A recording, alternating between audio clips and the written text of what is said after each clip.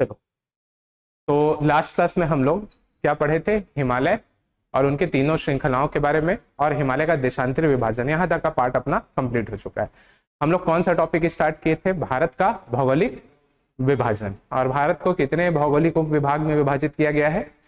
6, जिसमें पहला क्या था? उत्तर भारत का पर्वतीय क्षेत्र, जिसके अंतर्गत में हम लोग हिमालय और हिमालय की श्रृंखलाओं के बारे में पढ़े, उसका अक्षांशीय विभाजन, उनके देशांतर विभाजन के बारे में भी देखे। तो हिमालय जब हम लोग पढ़ रहे थे तो उसमें हिमालय के अंतर्गत में जितनी भी पहाड़ियां वगैरह है उसके बारे में अध्ययन किए। ठीक, उसमें पाए जाने वाले दर्रे, ग्लेशियर और उनकी विशेषताओं से संबंधित चीजों को भी हम लोग देखे। जो दूसरा डिवीजन है उसके ऊपर में आज की क्लास होगी, और क्या है वो? उत्तर भारत का मैदान। ठीक है, तो देखो भारत को अगेन रिवाइज करते हुए, भारत को कितने भौगोलिक उप विभाग में विभाजित किया गया है? 6। इसमें पहला क्या था? उत्तर भारत का पर्वतीय क्षेत्र, या जिसे हम लोग क्या बोले? हिमालय। दूसरा क्या है? उत्तर भारत का विशाल मैदान। तीसरा प्रायद्वीपीय भारत। चौथा द्वीपीय प्रदेश। पांचवा मरुस्थलीय क्षेत्र। और छठवां तटीय मैदान। ठीक है, तो क्या स्टार्ट करेंगे हम लोग? उत्तर भारत का मैदान। उत्तर भारत का मैदान, जैसे इंग्लिश में क्या बोल रहे हैं? The great plain of north India या इंडिया। ठीक है, इसकी हम लोग बात करेंगे। तो जैसे कि मैंने क्या बताया था आप लोगों को, कोई भी टॉपिक हम लोग पढ़ते हैं तो सबसे पहले कुछ क्वेश्चन क्या होना चाहिए? क्लियर होना चाहिए कि भाई सबसे पहले उसका निर्माण कैसे हुआ, क्योंकि प्रकृति में जितनी भी चीजें हैं, जितनी भी चीजें हम लोग को दिखाई देती है, वो कुछ ना कुछ रीजन के कारण ही उसका निर्माण हुआ है, वो अस्तित्व में आई है। तो निर्माण कैसे हुआ? दूसरा क्वेश्चन क्या करते हैं हम लोग? उसका निर्माण कब हुआ? ठीक है। तीसरा क्या देखते हैं? उसका विस्तार कहां से कहां तक है? ठीक है, उसे कितने विभाग में या फिर पार्ट में डिवाइड किया गया है?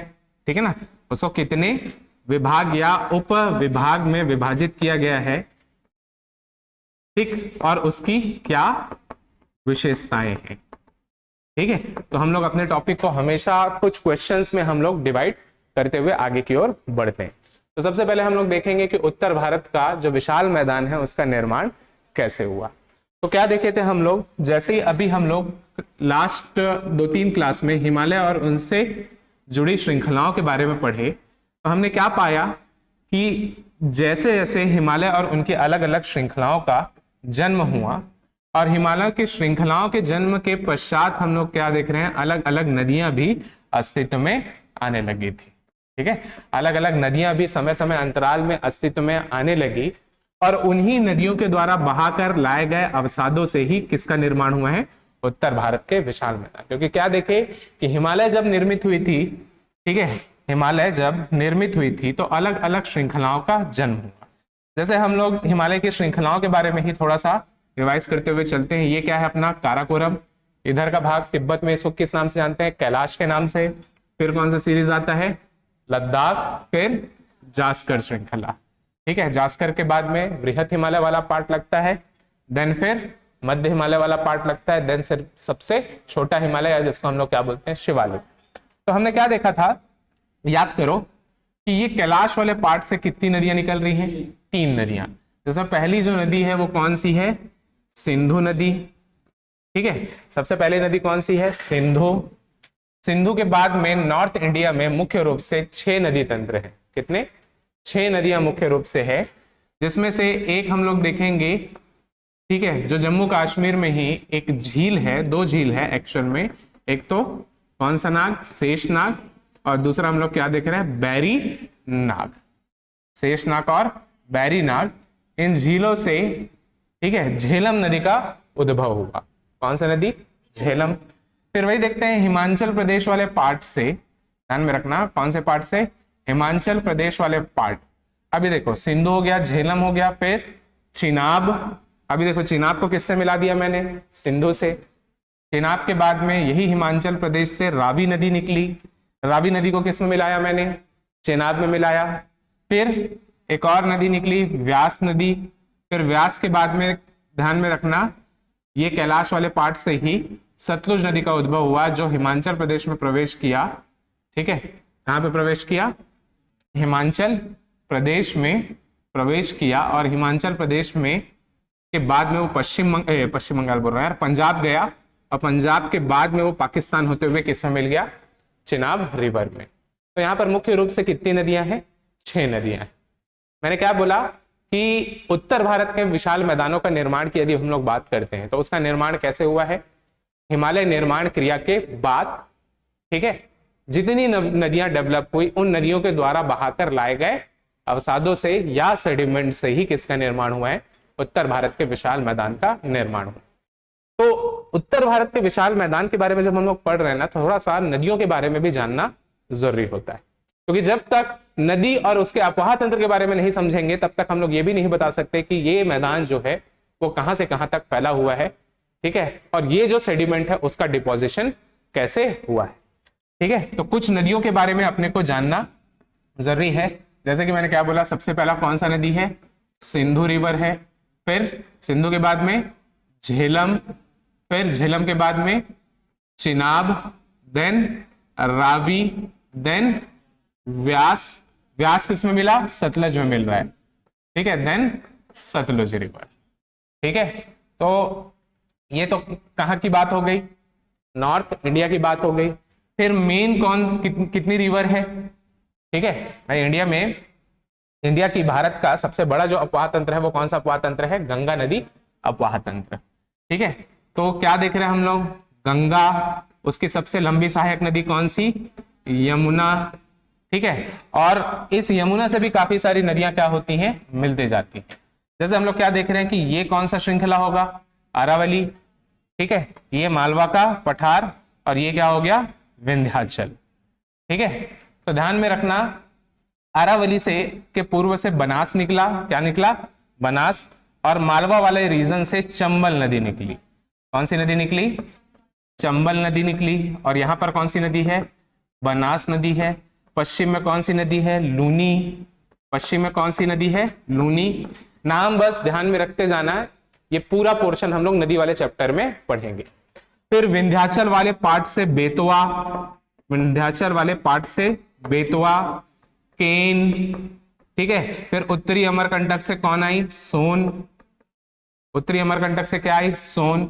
वही हम लोग क्या देख रहे हैं, यहां से रामगंगा, गोमती, घाघरा, ठीक है, गंडक, कोसी, महानंदा।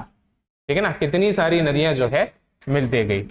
तो अगेन जैसे कि मैंने क्या बोला, अभी केवल नाम सुनते जाओ। ये क्या है?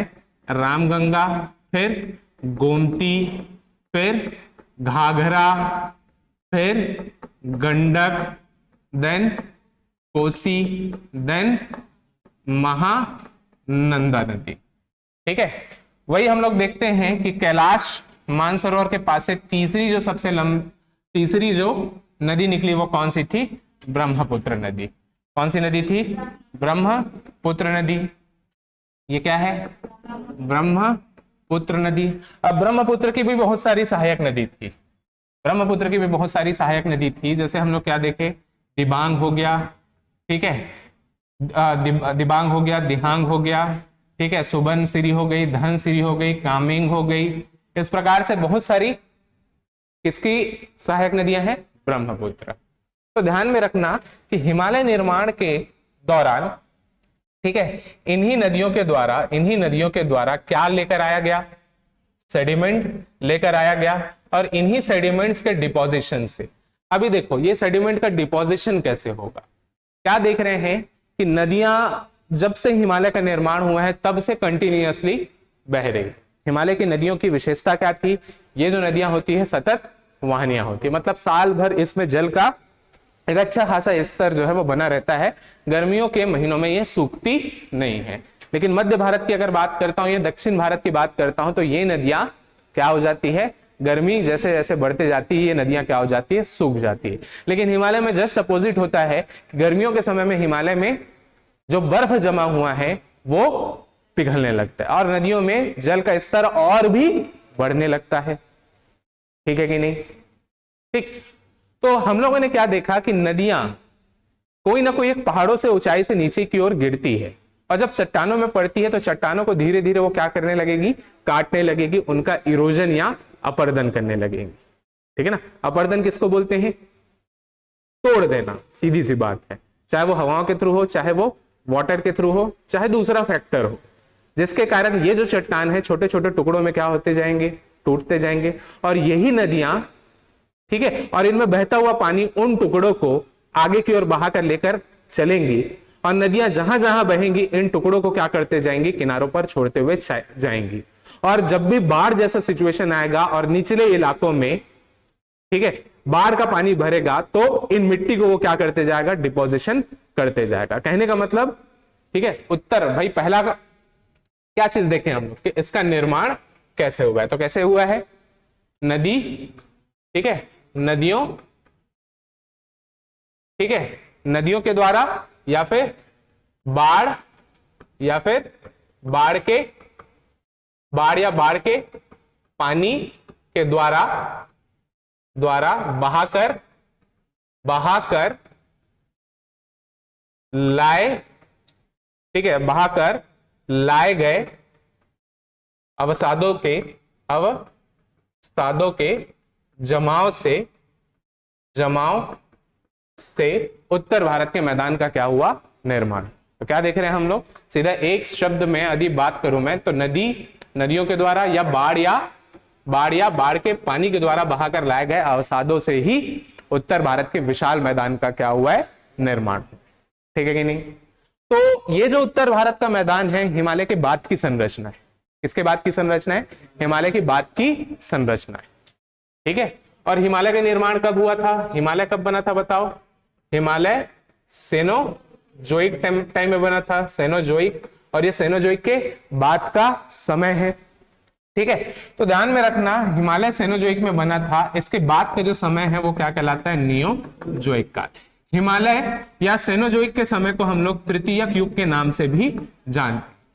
तो जो जिसमें नॉर्थ इंडिया का प्लेन बना है, ठीक है, वो कौन सा समय है, उत्तर भारत का मैदान कब बना है, नियोजोइक में। इसको चतुर्थक युग के नाम से भी जानते हैं। किस युग के नाम से जानते हैं हम लोग, चतुर्थक युग के नाम से भी जानते हैं। तो ध्यान में रखना इसका निर्माण कैसे हुआ, ये सबसे पहले हम लोग देखें कि इसका निर्माण कैसे हुआ, नदी या बाढ़ के पानी के द्वारा बहाकर लाए गए अवसाद, और उन अवसादों के जमाव के कारण किसका निर्माण हुआ है, उत्तर भारत के विशाल मैदान का निर्माण हुआ है। और यह निर्माण की क्रिया जो है वो चतुर्थक युग में संपन्न हो, और इसी के कारण, ठीक है, उत्तर भारत के मैदान को भारत का सबसे नवीनतम भाग के नाम से जानते हैं। क्लियर है कि नहीं। फिर यदि इसके विस्तार की हम लोग बात करते हैं, किसके ऊपर में चर्चा करेंगे, जब हम लोग विस्तार के ऊपर में हम लोग चर्चा करेंगे।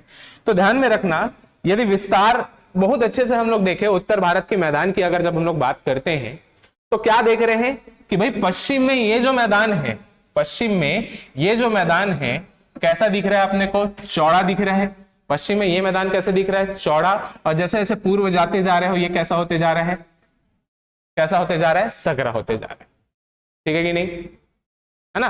तो ये कैसी आकृति है, कैसे आकृति है, त्रिभुजाकार आकृति है कि नहीं। ठीक है, तो यदि इसकी आकृति की बात करूं उसके बाद विस्तार के ऊपर में हम लोग क्या करेंगे, चर्चा। तो यदि इसकी आकृति की बात करूं, आकृति की बात करूं तो त्रिभुजाकार आकृति, या इसी को हम लोग क्या बोल रहे हैं, मेज के जैसे आकृति किसका है, उत्तर भारत के मैदान। ध्यान में रखना इसको हम लोग अर्धचंद्राकार के नाम से भी जान सकते हैं। ठीक है ना, अर्धचंद्राकार। क्यों अर्धचंद्राकार, चांद कैसा है, ऐसे आधा है, समझ लेना। तो अर्धचंद्राकार आकृति के रूप में भी हम लोग इसको जान सकते हैं। यदि इसकी बात करता हूं, ठीक है, यदि इसकी बात करता हूं तो ये पश्चिम में क्या है, पश्चिम में कैसी है, काफी चौड़ी है, लगभग 600 किलोमीटर पश्चिम में क्या है, ये चौड़ी। लेकिन जैसे जैसे पूर्व की तरफ में बढ़ते जा रहे हैं ये कैसे होती जा रही है, सक्रिय होते जा रही है, और लगभग 80 किलोमीटर, ठीक है, इसके बीच का क्या रहता है, गैप रहता है। यदि लंबाई की बात करता हूं तो जैसे जब हम लोग हिमालय का पश्चिम से पूर्व की ओर विस्तार जब हम लोग पढ़े थे तो लगभग 2400 किलोमीटर की लंबाई में हम लोगों को मिला था। और यही हिमालय से निकलने वाली नदियों के द्वारा ही इस पूरे क्षेत्र का क्या हुआ है, निर्माण हुआ है। तो भैया यहां से यहां तक का भी जो डिस्टेंस होगा वो कितना होगा, 2400 किलोमीटर। कितना किलोमीटर होगा, 2400 किलोमीटर के लगभग इसका क्या होगा, लंबाई हो गया। ठीक है, तो यदि बात करें ये कितने क्षेत्रफल में फैली हुई है, यह कितने क्षेत्रफल में फैली हुई है, तो ध्यान में रखना उत्तर भारत का जो मैदान है वो लगभग ठीक है, लगभग 7 लाख वर्ग किलोमीटर क्षेत्र में ये फैली हुई है। कितने लाख वर्ग किलोमीटर क्षेत्र में फैली हुई है, लगभग 7 लाख वर्ग किलोमीटर क्षेत्रफल में ये फैली हुई है। तो ध्यान में रखना इसकी आकृति कैसी है, त्रिभुजाकार, या फिर क्या बोल सकते हैं, मेष टाइप की आकृति, या फिर अर्ध चंद्राकार इसकी क्या है, आकृति है। इसका कुल क्षेत्रफल कितना है। ठीक, ये जो डेटा है ना, जब हम लोग संरचनात्मक रूप से यदि पूछा जाएगा उत्तर भारत के मैदान के बारे में बताइए, ठीक है, तो कैसे लिखेंगे भाई, इसका निर्माण चतुर्थक युग में हिमालय से निकलने वाली नदियों के पानी या फिर बाढ़ या बाढ़ के पानी के द्वारा बहाकर लाए गए अवसादों से इस क्षेत्र का क्या हुआ है, निर्माण। यह त्रिभुजाकार आकृति के रूप में पश्चिम में 600 किलोमीटर चौड़ा, पूर्व में 80 किलोमीटर चौड़ाई के साथ में लगभग 2400 किलोमीटर लंबा क्षेत्र है, और इसका कुल क्षेत्रफल 7 लाख वर्ग किलोमीटर। ठीक है ना। फिर ध्यान में रखना, चूंकि इस मैदान का निर्माण कैसे हुआ है, हिमालय से निकलने वाली नदियों के कारण हुआ है, ठीक है कि नहीं, तो इसको भी कुछ ना कुछ अलग अलग पार्ट में हम लोग क्या करेंगे, डिवाइड करेंगे, ठीक है कि नहीं, कुछ अलग अलग पार्ट में क्या करेंगे, डिवाइड। तो इसका विस्तार भी हम लोग देखेंगे भाई, इसका विस्तार कहां से कहां, कौन कौन से राज्यों में देखने के लिए मिल रहा है अपने को, गुजरात हो गया, राजस्थान हो गया, हरियाणा हो गया, मध्य प्रदेश हो गया, उत्तर प्रदेश हो गया, बिहार हो गया, पश्चिम बंगाल हो गया, असम राज्य तक ये क्या है, फैला हुआ है। ठीक है, तो जैसा कि हम लोग देख रहे हैं कि नदियों के द्वारा इस मैदानी क्षेत्र का निर्माण हुआ है। ठीक है, तो जैसे कि यदि इसको ऐसा ड्रॉ कर दिए तो हम लोग को पता है कि कौन कौन से स्टेट है और कौन कौन से स्टेट में इसका विस्तार मिलेगा। ठीक है कि नहीं। तो अगला पॉइंट जब आप लोग मेंस में लिखेंगे तो क्या लिखेंगे, इसका विस्तार। इसका विस्तार कैसे लिखेंगे, पश्चिम में गुजरात राजस्थान से लेकर पूर्व में असम तक फैला हुआ है। ठीक है, बीच के स्टेट के नाम लिखने की आवश्यकता आप लोगों को नहीं। कैसे लिख सकते हैं, उत्तर में जम्मू कश्मीर सतलुज नदी के आसपास, पश्चिम में लूनी नदी या राजस्थान या गुजरात से पूर्व में असम राज्य तक ये क्या किया हुआ है, फैला हुआ। समझ में आ रहा है ना कि मेंस में हम लोग को क्या चीज लिखना होता है। क्लियर। तो ये विस्तार वाला पोर्शन क्लियर है कि नहीं।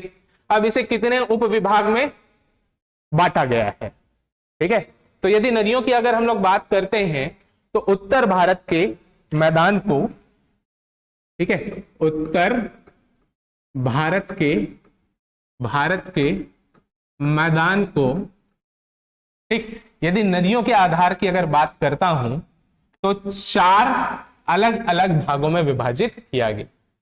कितने भागों में विभाजित किया गया, 4, जिसमें पहला कौन है, पंजाब हरियाणा का मैदान। किसका मैदान, पंजाब हरियाणा का मैदान। दूसरा राजस्थान का मैदान। तीसरा सबसे वृहद क्षेत्र गंगा का मैदान। और चौथा जो है ब्रह्मपुत्र या फिर असम का मैदान, ब्रह्मपुत्र का मैदान। तो नदियों के आधार पर इसको कितने भाग में बांटे हैं भाई, 4 भाग में बांटे हैं। तो जैसा कि डायग्राम जो हम लोग बनाए थे, मैप जो हम लोग बनाए थे, तो नदियों के आधार पर कितने भाग में बांट रहे हैं हम लोग, 4 भाग में बांटे। पहला क्या था, पंजाब हरियाणा का मैदान। तो क्या देख रहे हैं कि पंजाब और हरियाणा में कौन सी नदियां बह रही है, कौन सी नदियां बह रही है, सतलुज हो गया, व्यास हो गया। तो कहने का मतलब हम लोग क्या देख रहे हैं कि सीधी सी बात है, पंजाब हरियाणा का मैदान जो है कौन से नदियों के द्वारा बना है, सतलुज, व्यास नदी के द्वारा इस मैदानी क्षेत्र का विकास हुआ है कि नहीं? समझ में आ रहा है? फिर राजस्थान की अगर बात करते हैं तो राजस्थान में मेन नदी कौन सी दिख रही है अपने को? लूनी नदी, ठीक है कि नहीं? मेन कौन सी नदी निकल रही है? लूनी। 4 अपवाह तंत्र में बांट दिए, एक सिंधु अपवाह तंत्र, दूसरा राजस्थान में लूनी, तीसरा गंगा, क्योंकि गंगा में सारी नदी मिल रही है, और चौथा कौन सी? ब्रह्मपुत्र, ठीक है कि नहीं? ठीक, तो राजस्थान का मैदान लूनी एवं उसकी सहायक, लूनी एवं उसकी सहायक नदी के द्वारा इस मैदानी क्षेत्र का क्या हुआ है? निर्माण हुआ है, ठीक है ना? तो लूनी एवं उसकी सहायक नदियों के द्वारा इस मैदानी क्षेत्र का निर्माण हुआ, ठीक है। फिर सेम क्या? गंगा एवं उसकी सहायक नदी। अब गंगा के साथ में काफी सारी सहायक नदियों के नाम हम लोगों ने देखा। जब एक पर्टिकुलर टॉपिक में पहुंचेंगे हम लोग गंगा नदी के बारे में, तो और भी उसकी छोटी छोटी नदियों और उसके बीच के मैदानी क्षेत्रों के नाम हम लोग देखेंगे।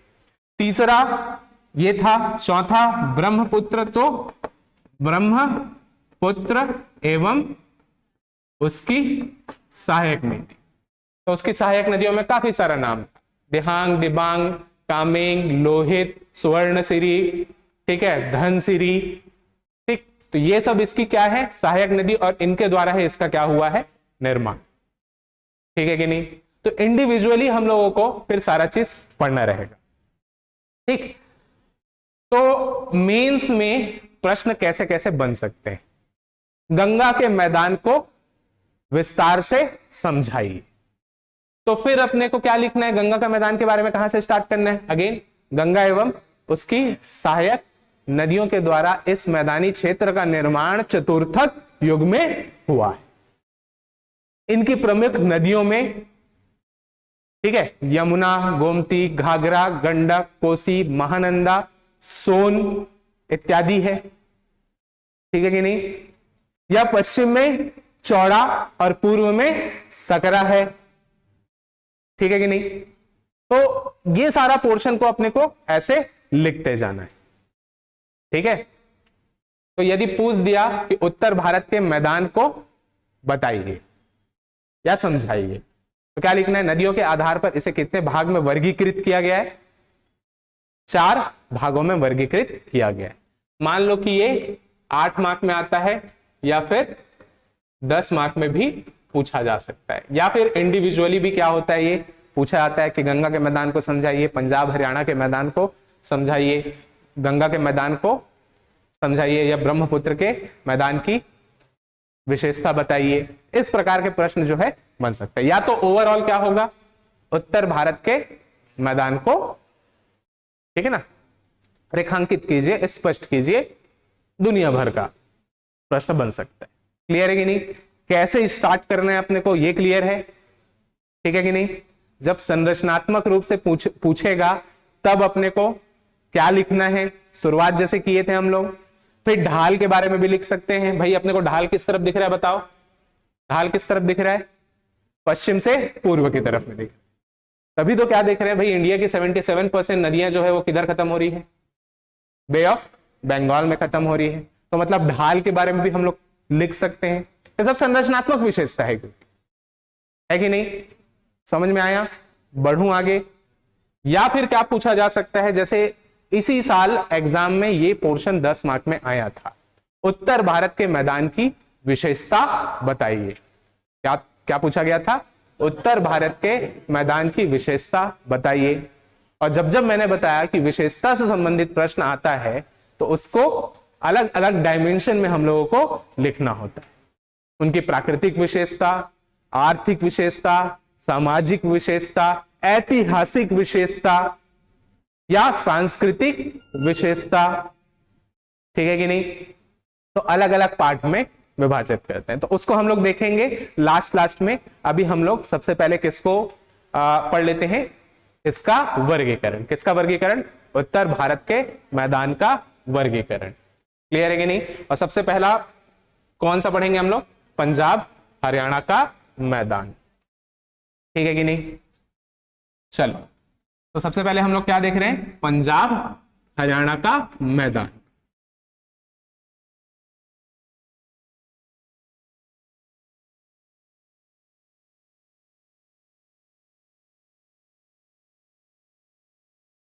तो सबसे पहले जैसे कि पंजाब हरियाणा के मैदान की हम लोग बात कर रहे थे, सबसे पहले ये मैदानी क्षेत्र का निर्माण कौन से नदियों के द्वारा हुआ है, इसको और एक बार स्पष्ट करते हुए चलते हैं।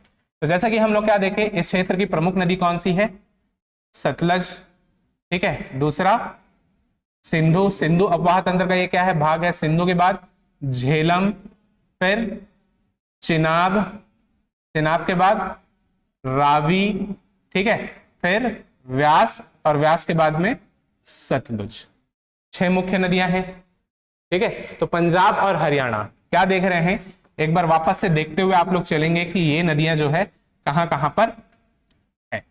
तो क्या देख रहे हैं, ये तिब्बत मानसरोवर वाला पार्ट है, यहां से कौन सी नदी निकली, सिंधु रिवर निकली, फिर कहां गई, लद्दाख में गई, फिर कहां गई, ये जम्मू एंड कश्मीर में गई। ये कौन सी नदी थी, सिंधु नदी थी। फिर कौन सी आई, झेलम, ठीक है। झेलम कहां, जम्मू एंड कश्मीर, फिर किधर चले गई, पाकिस्तान। फिर बाकी नदियां कहां से निकल रही है, हिमाचल प्रदेश से निकल रही है।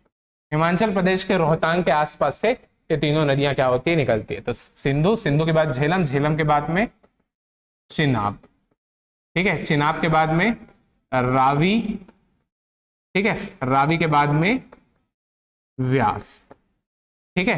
तो देखो ये हिमाचल प्रदेश, हिमाचल प्रदेश के बाद लद्दाख और जम्मू कश्मीर निकल गई।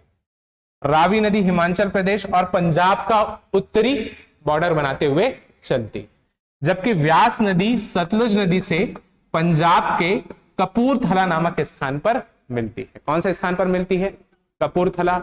मतलब पंजाब और जो हरियाणा है मेनली कौन से 2 नदियों के बीच होगा, सतलुज और व्यास नदी के बीच, सबसे पहली बात, ठीक है ना। तो क्या लिख रहे हैं हम, सबसे पहला हम लोग पंजाब हरियाणा का मैदान में, तो क्या पॉइंट लिखेंगे, सतलुज, सतलुज व्यास नदी, सतलुज व्यास नदी के मध्य, या सतलुज या व्यास नदी के द्वारा इस मैदानी क्षेत्र का निर्माण हुआ है, ठीक है कि नहीं। फिर यदि भारत की संरचना को बहुत अच्छे से ध्यान में रखोगे तो अरावली जो है, अरावली एक श्रृंखला जो है वह हरियाणा दिल्ली तक पहुंचती है। कहां तक पहुंचती है, दिल्ली तक। क्या देख रहे हैं, यह गुजरात राज्य में फैली हुई है। गुजरात से किधर जाती है, राजस्थान, राजस्थान से हरियाणा, और लास्ट में क्या है, दिल्ली, है कि नहीं। लास्ट में क्या है, थोड़ा नीचे होगा, लास्ट में क्या है, दिल्ली, ठीक है। और दिल्ली में ध्यान में रखना, अंतिम अंतिम जब ये पहुंचती है अरावली, ठीक है, दिल्ली में रायसीना हिल, दिल्ली में कौन सा हिल, रायसीना हिल, और इसी रायसीना हिल पर अपना राष्ट्रपति भवन भी है। वो किसका पार्ट है, अरावली का। और हम लोगों ने देखा था, ठीक है, हम लोगों ने पढ़ा था कि जब भारत में मानसून का प्रवेश होगा, ठीक है ना, जब भारत में किसका प्रवेश होगा, मानसून का प्रवेश होगा, दक्षिण पश्चिमी मानसूनी हवा जब भारत में आएंगी, जब भारत में प्रवेश करेंगी दक्षिण पश्चिमी मानसूनी हवा, और जब ये अरावली के पास में आएंगी, तो ध्यान में रखना अरावली चूंकि ऐसे फैली हुई, तो ये जो है ये पैरेलल क्या होगी, आगे की ओर निकलने की कोशिश करेंगी। उसके बीच में कोई भी ऑब्जेक्ट आने वाला है क्या, नहीं आने वाला है, ठीक है ना।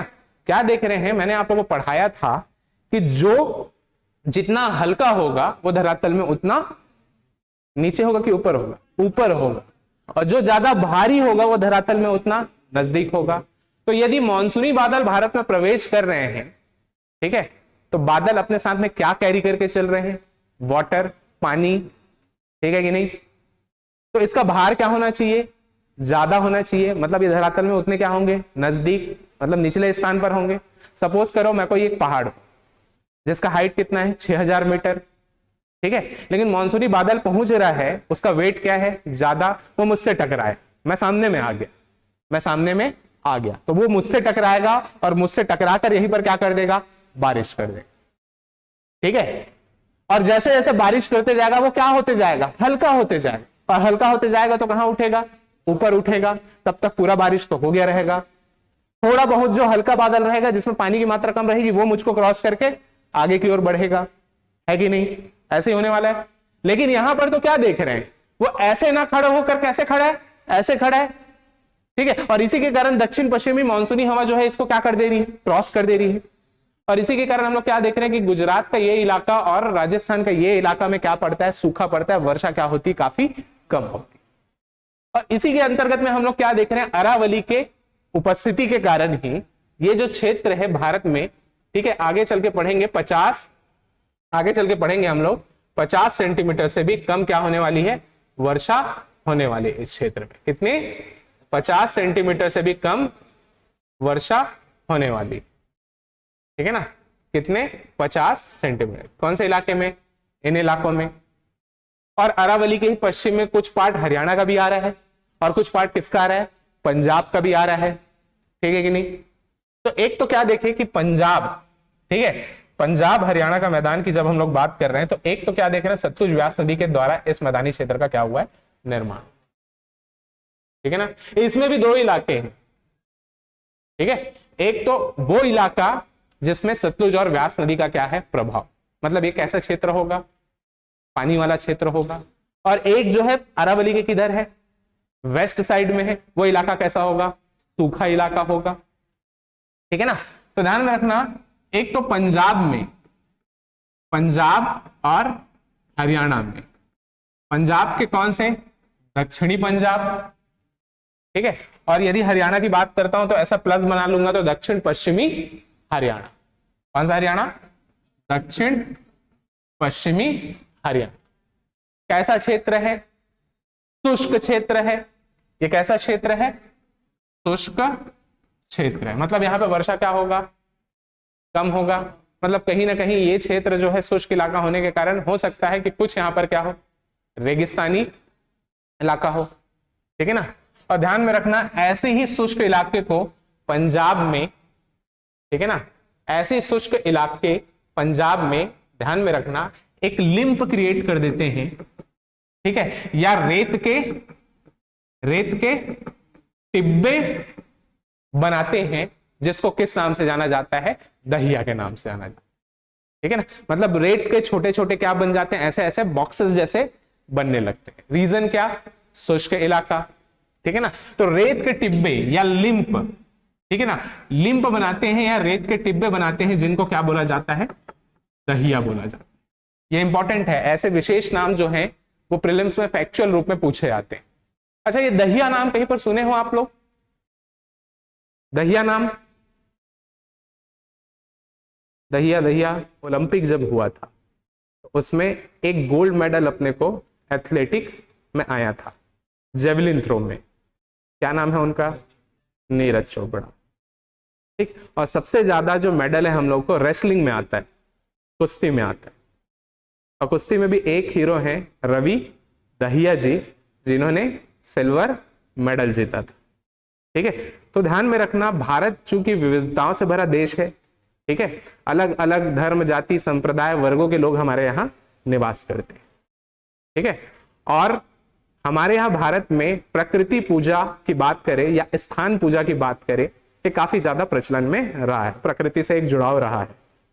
तो हमारे समाज में कई वर्ग ऐसे हैं जो अपने पेशे को, ठीक है, अपने पेशों को अपने सरनेम के तौर पर यूज करते हैं, या फिर स्थान को अपने सरनेम की जगह यूज करने लगते हैं, या स्थानीय विशेषता को पेशे के रूप में यूज, मतलब सरनेम के रूप में यूज करने लगते हैं, है कि नहीं, देखे होगे, ठीक है। जैसे हम लोग देखते हैं ना कई नाम, जैसे देवेंद्र फडणवीस जी, फडणवीस क्या है, एक पद है, क्या है, एक पद है। जब आप लोग छत्तीसगढ़ का इतिहास वाला पोर्शन पढ़ेंगे, ठीक है, और उसमें मराठा काल में आओगे तो मराठा काल में फडणवीस नामक एक पद पढ़ोगे, दीवान नामक एक पद पढ़ोगे, तो ये अपने पेशे को अपने सरनेम के रूप में पहचान के लिए जोड़ लेते हैं, ठीक है कि नहीं, है ना। हमारा भी कहीं ना कहीं हम लोग क्या देख रहे हैं, जो अस्तित्व रहा है या जो सरनेम हम लोग लगाते हैं, वो भी ऐसे ही कोई ना कोई वर्ग या पेशे को ही क्या करता है, बताता है, ठीक है। तो इस एरिया में रहने वाले लोग, ठीक है, अपने नाम के पीछे क्या जोड़ लेते हैं, दहिया शब्द जोड़ लेते हैं। तो ध्यान में रखना, क्या देख रहे हैं हम लोग, इस शुष्क इलाके पंजाब हरियाणा में जो शुष्क इलाका है यहाँ पर रेत के छोटे छोटे क्या बन जाते हैं, टिब्बे बन जाते हैं, जिसको क्या बोला जाता है, दहिया बोला जाता है। और दहिया से ध्यान में रखना किनका नाम, देश के रियल हीरो लोगों का नाम ध्यान में रखा करो भाई, ठीक है। जैसे सेना वगैरह हो गया, ठीक है, बहुत सारे लोग देखो आतंकवादी घटना अदरवाइज देख रहे होते, हमारे यहाँ भी सीरिया जैसे हाल हो सकता था, या जो वेस्टर्न कंट्री में कुछ अस्थिर देश हैं ऐसा हाल भारत में भी हो सकता था। लेकिन इन्हीं लोग हैं देश के रियल हीरो जो देश को सुरक्षा प्रदान करते हैं, एक देश का नाम रोशन करते हैं और एक देश का रक्षा करते हैं, ठीक है। तो ध्यान में रखना रेत के टिब्बे, दहिया। तो एक तो शुष्क इलाका हो गया, और पंजाब हरियाणा में ऐसा भी इलाका है, ठीक है, जो कैसा है, उपजाऊ इलाका है। क्यों? क्योंकि सतलुज और व्यास नदी है, अपने साथ में क्या लेकर आई होंगी, सेडिमेंट, और उन सेडिमेंट का क्या हुआ होगा, डिपोजिशन हुआ होगा, ठीक है। तो ध्यान में रखना पंजाब हरियाणा में जो उपजाऊ भूमि है उसको किस नाम से जानते हैं हम लोग, बेत के नाम से जानते हैं। किस नाम से जानते हैं, बेत के नाम से जानते हैं, ठीक है ना। नोट्स में आप लोगों का दिया हुआ है पूरा चीज, किस नाम से जानते हैं हम लोग, उसे बेत के नाम से जानते हैं, ठीक। तो खादर को या फिर उपजाऊ भूमि। जब आगे हम लोग पढ़ेंगे तो जैसे कि मैंने क्या बोला, इन मैदानों या इन नदियों के द्वारा जो सेडिमेंट बहाकर लाए जाते हैं, ठीक है, उनसे इस क्षेत्र का निर्माण हो। और ये जो सेडिमेंट है चूंकि चट्टानों के अपरदन से बने हैं, और चट्टान में ही तो अलग अलग किस्म के क्या पाए जाते हैं जी, मिनरल्स पाए जाते हैं। क्या पाए जाते हैं, मिनरल्स, ठीक है कि नहीं। कहीं कोई लोहे का चट्टान है जिसमें लोहे की मात्रा अधिक है, किसी में चूने की मात्रा अधिक है, किसी में हो सकता है जिप्सम की मात्रा अधिक हो, किसी में और दूसरे पोषक तत्वों की मात्रा अधिक हो, और नदियां इसको काटते हुए चली है, तो ये सारा जो मिनरल है या खनिज है उन अवसादों में ऑलरेडी मौजूद, और इन क्षेत्रों में उनका क्या हुआ है भाई, डिपोजिशन हुआ है। तो ये पूरा जो क्षेत्र है वो काफी क्या है, उपजाऊ है, और इस क्षेत्र को क्या बोलते हैं, जलोढ़ मिट्टी वाला क्षेत्र, जो भारत का सबसे, ठीक है, उपजाऊ क्षेत्र है। और सर्वाधिक मात्रा में कौन सी मिट्टी पाई जाती है, जलोढ़। और जलोढ़ को भी दो भाग में बांट देते हैं, एक को हम लोग क्या बोलते हैं, खादर, एक को हम लोग क्या बोलते हैं, बांगर। एक को क्या बोला जाता है, खादर, और एक को क्या बोला जाता है, बांगर। खादर जो है नई जलोढ़ मिट्टी को बोलते हैं, और बांगर जो है, ठीक है, बांगर जो है वो पुरानी जलोढ़ मिट्टी को कहा जाता है, ठीक है कि नहीं। ये आगे जब संरचनात्मक रूप से मैदान को पढ़ेंगे ना तो ये चीज देखेंगे। तो जैसा कि मैंने क्या बोला, ये क्षेत्र काफी उपजाऊ है, तभी तो हम लोग क्या देखते हैं कि टोटल फूड क्रॉप मामले में उत्तर प्रदेश नंबर 1 है। कुल खाद्यान्न उत्पादन के मामले में कौन नंबर 1 है, उत्तर प्रदेश। गेहूं उत्पादन के मामले में नंबर 1 कौन है, उत्तर प्रदेश। गन्ना उत्पादन के मामले में नंबर 1 कौन है, उत्तर प्रदेश। जबकि चावल उत्पादन के मामले में कौन नंबर 1 है, पश्चिम बंगाल। दलहन वगैरह, तिलहन वगैरह के उत्पादन में नंबर 1 कौन है, अपना मध्य प्रदेश। ये पूरा क्षेत्र कैसा है, उपजाऊ। रीजन क्या, इन्हीं नदियों के द्वारा बहाकर लाया गया अवसाद। तो पंजाब में ऐसे ही क्षेत्र को हम लोग किस नाम से जाने, ऐसे ही खादर या उपजाऊ क्षेत्र को हम लोग किस नाम से जाने, बेत के नाम से जाने, ठीक है। और ऐसे ही विशेष नाम जो है पूछे जाते हैं अक्सर, ठीक है। तो पंजाब हरियाणा जो है, ठीक है, और चूंकि यहां सतलुज नदी व्यास नदी है, और इसी के कारण ध्यान में रखिएगा, ठीक है, कि जब पंचवर्षीय योजना के माध्यम से हरित क्रांति जब लाया गया था, क्या लाया गया था, हरित क्रांति। ये हरित क्रांति क्या है, हरित क्रांति क्या है, ग्रीन रिवॉल्यूशन, जो कि 1966 में लाया गया था, ठीक है। देखो 1966 से पहले तक ना हमारे यहाँ खाद्यान्न की समस्या काफी ज्यादा थी।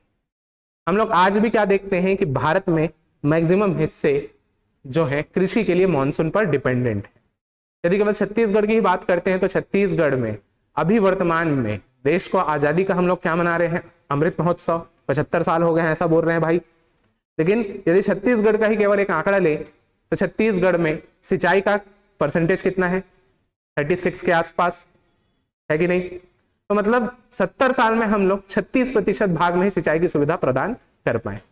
तो 1950 के बाद की स्थिति तो आप स्वयं से समझ सकते हैं, है कि नहीं। तो जब ग्रीन रिवॉल्यूशन लाया गया था ना, ठीक है, वो पारंपरिक खेती से, ठीक है, अलग था और उसका उद्देश्य था खाद्यान्न उत्पादन में वृद्धि करना, तेजी से वृद्धि करना।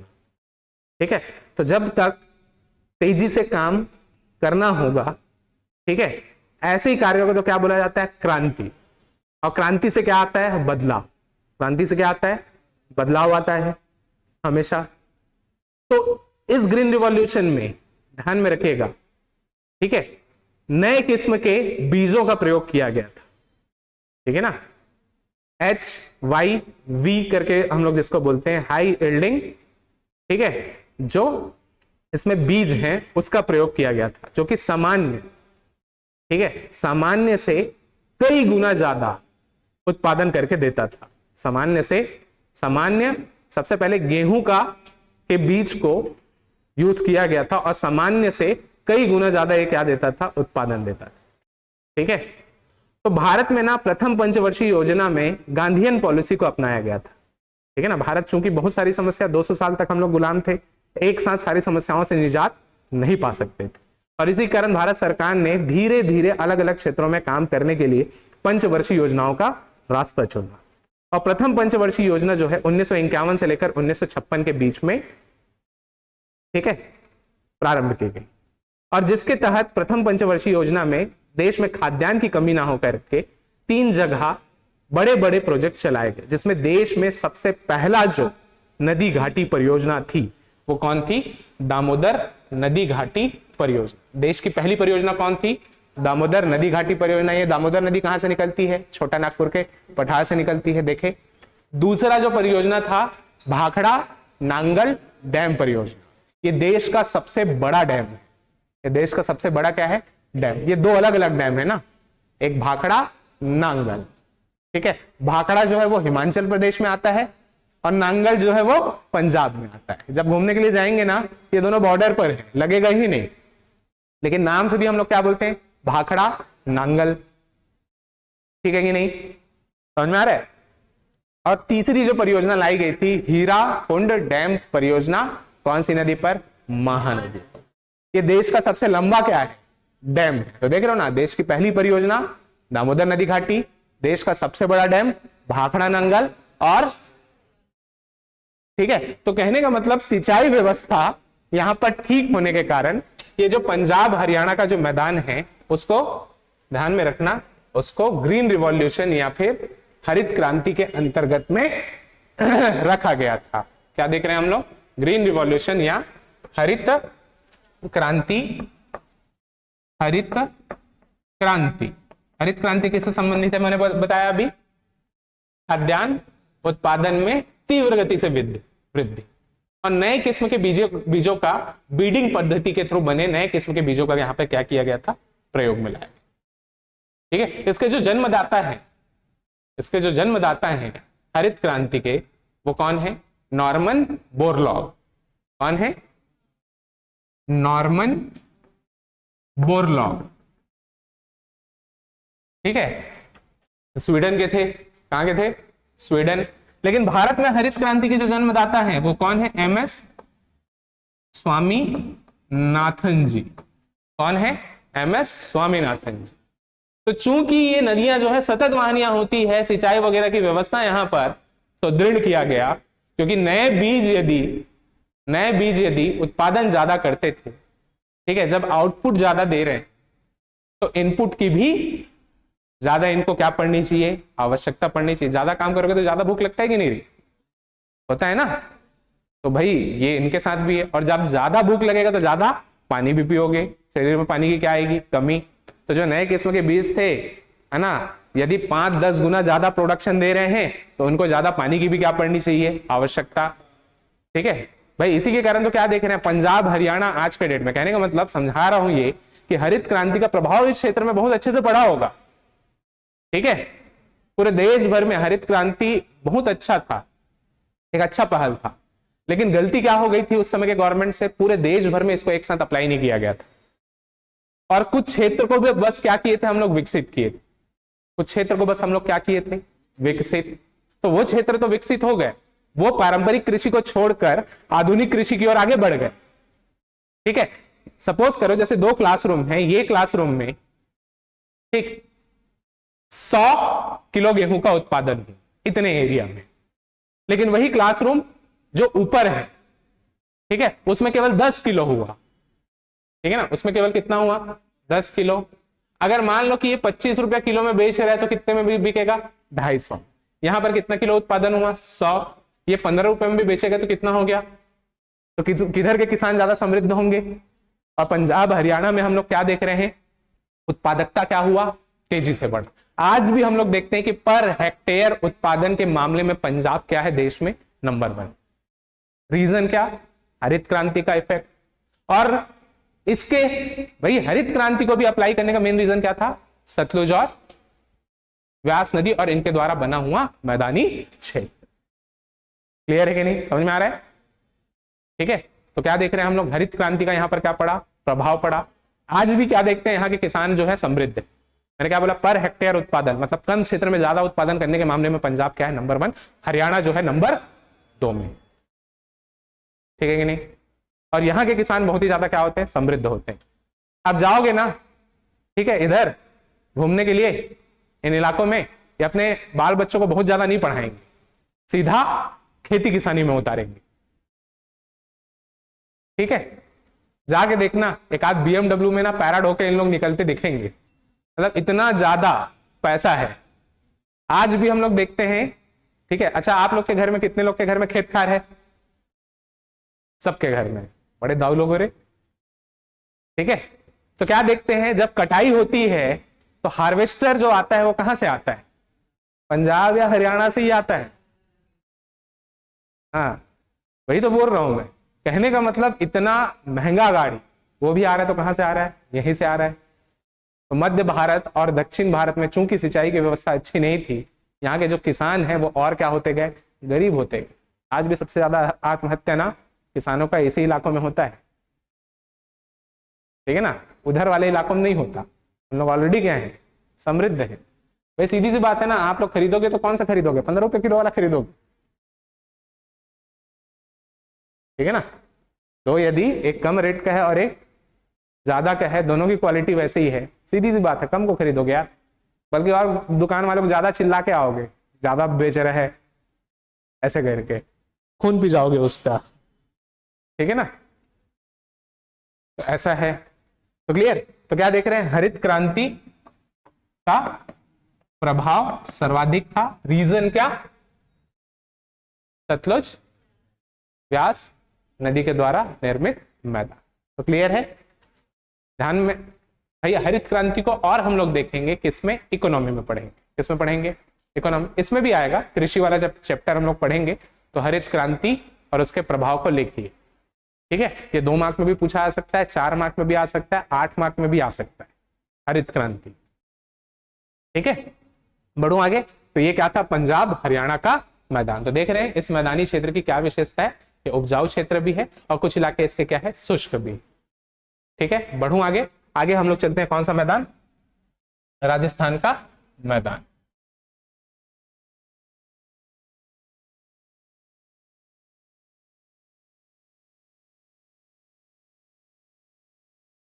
दूसरा जो है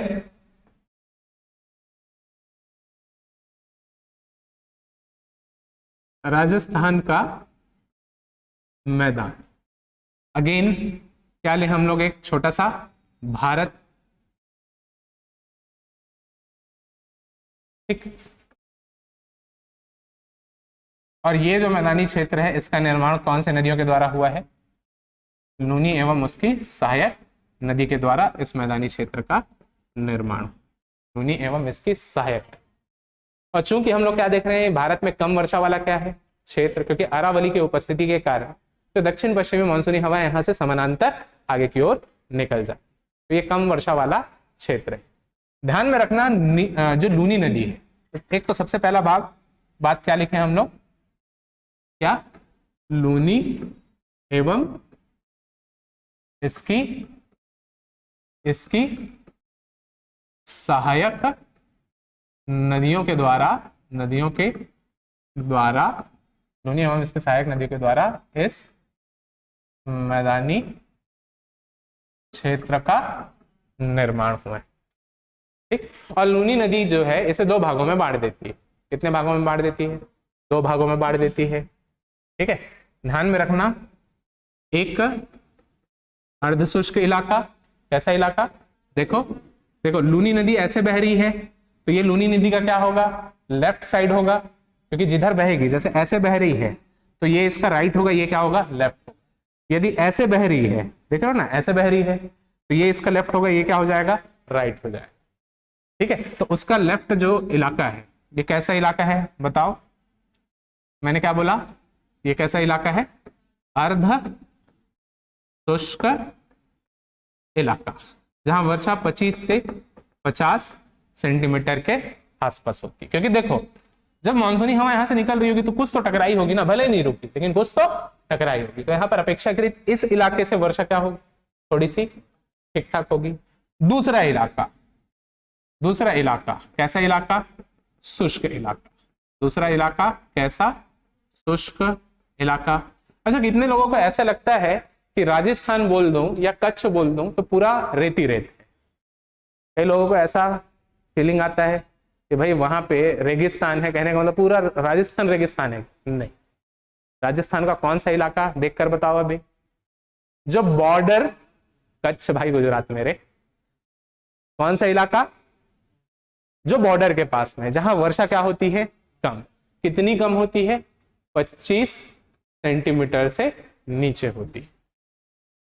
ठीक है ना, तो ये जो लूनी नदी है, ठीक है, विभाजक के जैसा कार्य करती है। किसके जैसा कार्य करती है, विभाजक के जैसा कार्य करती है। ठीक, देखना अब जैसे कि मैंने क्या बताया था कि भारत को भौगोलिक रूप से कितने उपविभाग में विभाजित किए, 6, लेकिन मैंने ये भी बताया था कि कहीं कहीं पर 4 विभाग के रूप में भी उसको ले लेता है। ठीक है, तो ध्यान में रखना, यदि इसको मैदानी क्षेत्र मानोगे, ठीक है, तो भारत को कितने भौगोलिक उपविभाग में विभाजित करेंगे, 4 में करेंगे। नहीं तो इसको क्या मानेंगे, सेपरेट भारतीय मरुस्थलीय क्षेत्र। ठीक है ना, तो लूनी नदी क्या देख रहे हैं हम लोग, लूनी नदी एवं उनके सहायक नदियों के द्वारा इसका, इस मैदानी क्षेत्र का क्या हुआ है, निर्माण। ठीक है, इसे कितने भाग में बांटा गया है, 2 भाग में। कैसा कैसा, एक शुष्क इलाका जहां पर वर्षा क्या हो रही है, 25 सेंटीमीटर से कम, और एक कैसा इलाका, अर्ध शुष्क इलाका जहां पर वर्षा 25 से 50 सेंटीमीटर के बीच होती। ठीक है ना, तो शुष्क इलाके में, ठीक है, शुष्क इलाकों की विशेषता क्या होनी चाहिए बताओ, सीधी सी बात है, कैसा क्षेत्र होगा, मरुस्थलीय क्षेत्र होगा। तो यहां क्या होगा बताओ, ये कैसा इलाका होगा, ठीक है, कैसा इलाका होगा, ध्यान में रखना, मरुस्थलीय क्षेत्र। कौन सा है ना, लूनी के दाईं ओर से रेड क्लिफ तक। ठीक है ना, यही भाग कैसा है, रेगिस्तानी। बाकी अपने को रेगिस्तानी क्षेत्र नहीं मिलने वाला।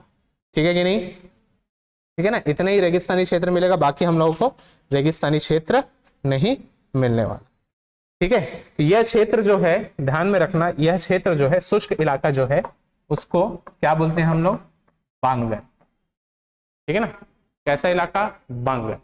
वही अर्ध शुष्क इलाका, यहां वर्षा 25 से 50 सेंटीमीटर के क्या होती है, बीच होती है। ध्यान में रखना, दक्षिण पश्चिम,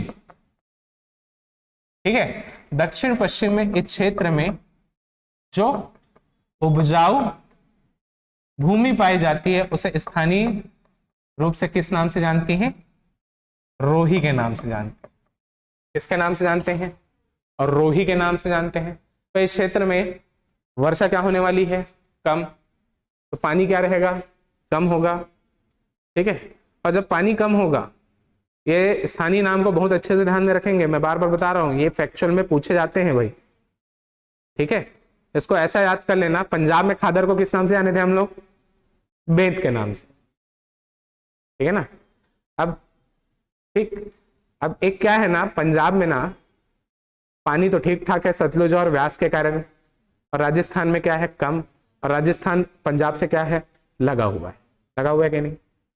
अब ना कुछ राजस्थान के लोग ना कहाँ चले गए, पंजाब की तरफ में चले गए पानी लेने के लिए, ठीक है, और पंजाब की तरफ में गए तभी क्या देखे, अरे हमारे यहाँ पानी ले जाएगा, ठीक है, तो क्या देखे, वहां से एक तो बेंत उठाए और किसको मार दिए, राजस्थान, और राजस्थान वाले लोग क्या करने लगे, अब बोल रहे हैं ना, कौन, पंजाब वाले लोग बोल रहे हैं, देख अब रोही क्या करी, अब रोही, कौन रोही, हेमन रोही, ठीक है, तो पंजाब में क्या बोले, बेंत, और राजस्थान में क्या बोले उसको, रोही, और रोही तब बोले पानी नहीं निकले, काबर की का है वो तरफ पूरा सूखा बड़े है ना, ऑलरेडी क्या देख रहे हैं, इस क्षेत्र में वर्षा जो है काफी कम है, तो रोहित नहीं रोही रे, रोहिता शरीर में वो पानी के कमी हो जाएगी, ठीक है ना, ध्यान में रखना, दक्षिण पश्चिम में उपजाऊ भूमि है, उसे किस नाम से जाना जाता है,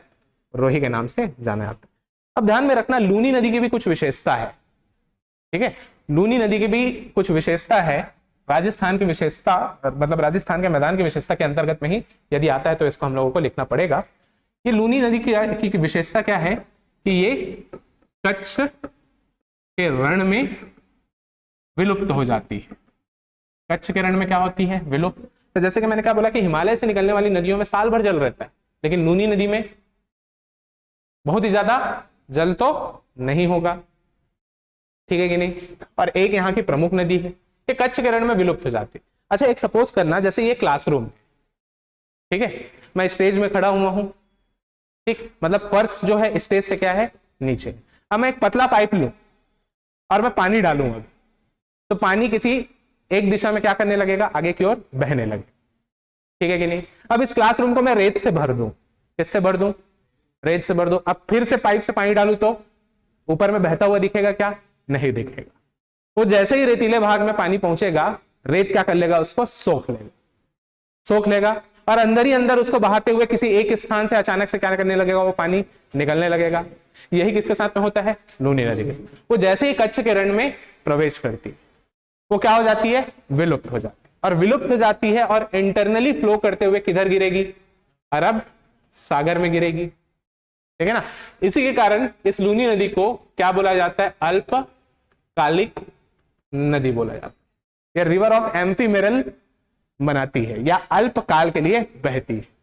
तो ध्यान में रखना, राजस्थान के मैदान की विशेषता क्या होगी, इस क्षेत्र का जो अपवाह है वो किस किस्म का होगा, आंतरिक किस्म का होगा। कैसा होगा ड्रेनेज, इंटरनल ड्रेनेज होगा, ठीक है कि नहीं, क्योंकि नदियां एक समय के बाद में क्या हो जा रही है, विलुप्त हो जा रही है। क्यों, रेत का एक बड़ा क्या पड़ता है, मरुस्थल पड़ता है, थार के मरुस्थल या कच्छ के रण में क्या हो जा रही है, ये विलुप्त हो जा रही है, ठीक है कि नहीं।